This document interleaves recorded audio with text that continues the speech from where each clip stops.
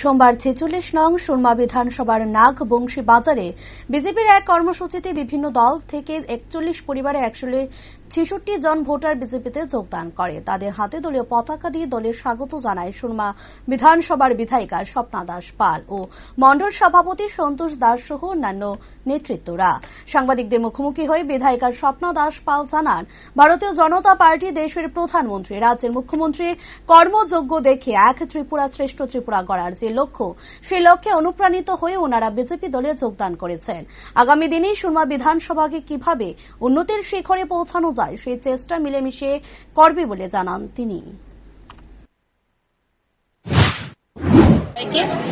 আজকে আমাদের সুরমা মন্ডলের উদ্যোগে আমাদের ভারতীয় জনতা পার্টির একটা জয়েনিং যে কার্যক্রম, সেই কার্যক্রমে আজকে ৪১ পরিবারের ১৬৬ জন ভোটার ভারতীয় জনতা পার্টিতে বিভিন্ন দল থেকে যোগদান করেছেন।